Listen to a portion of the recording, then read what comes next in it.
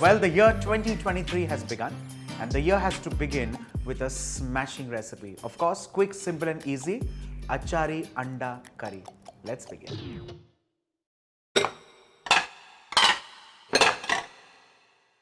Achari Anda Masala is of course a very simple recipe. How you can shorten this recipe, I'll of course tell you later. But let's begin with Achari Masala. First things first, in a pan, coriander seeds along with Carom Seeds. The idea is to dry roast all these spices so that you can make your own pickling spices or achari spice at home. Kalonji Seeds, onion seeds, immediately followed by fennel seeds, dried red chilies. Now these are chilies that give you a combination of spice as well as color. I'm also going to use the seeds because there is no separate chili powder in this recipe. So you need that spice or that pungency or that heat coming in from the seeds. Ensure that these masalas get nice and wonderfully fragrant on medium flame. Let's immediately follow this up with cumin seeds. All of these of course are untoasted because the whole idea is to toast these all together. Fenugreek seeds. And last but not the least, yellow mustard. Now by all means you can also use black mustard, but the whole idea is it becomes extremely pungent, and pickle spices generally are associated with yellow mustard seeds. Let's add these and continue toasting these. The pickling spices are well toasted. With this off goes the flame, and this needs to be kept aside so that all the spices cool down before we grind them into a fine powder.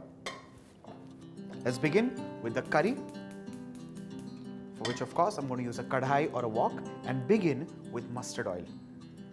Well, this recipe particularly uses mustard oil because of the pungency that it brings to the recipe. Of course, the smokiness, the earthy aroma all comes from the mustard oil.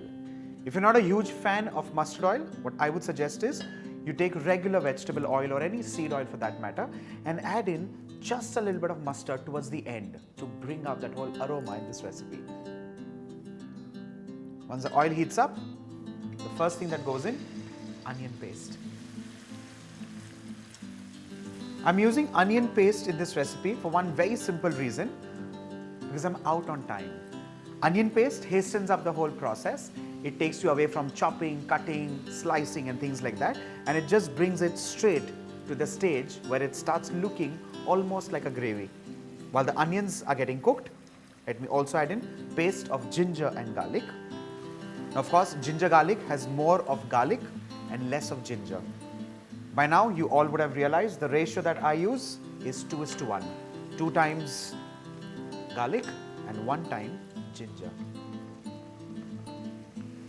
Once the raw flavor of the onions, ginger and garlic goes away, I'm going to add in tomato puree.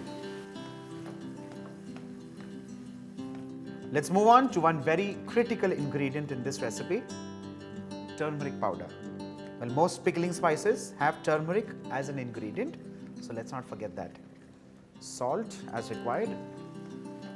Mix this well and allow this to cook on medium flame till the oil starts releasing from the sides of the pan. In the meanwhile, let's quickly grind the pickling spices.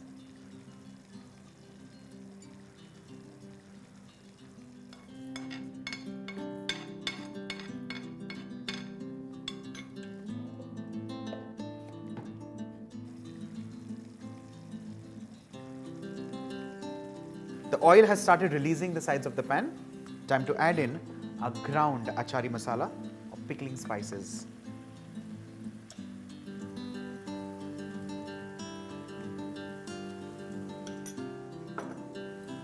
Let's mix this well.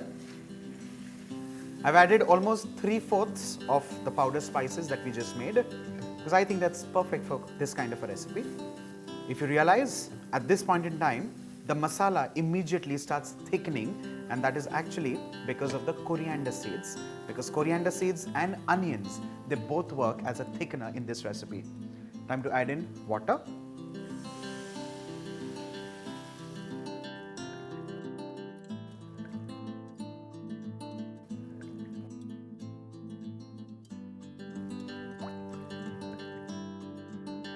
Allow this to boil on medium flame for at least 8 to 10 minutes. Stir this well.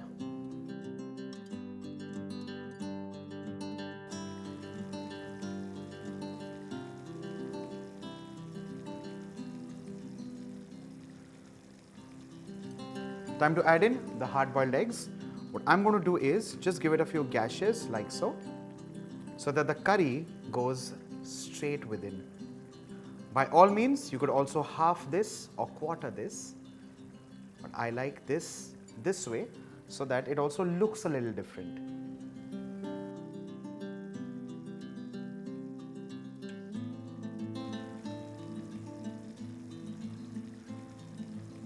Allow the eggs to simmer in this curry for at least like a minute or so. And in the interim, let's quickly finely chop some fresh coriander leaves.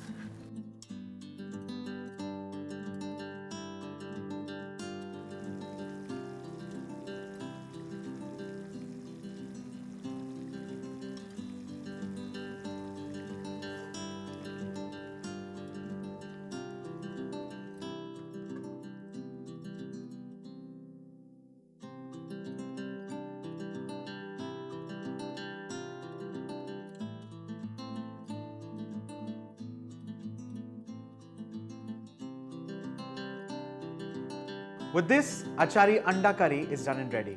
This goes best with Indian breads. Trust me when I say this. This is me, the Bombay Chef Varun Inamdar, signing off. Stay tuned for more such quick, simple, easy and stunning recipes. Bye for now.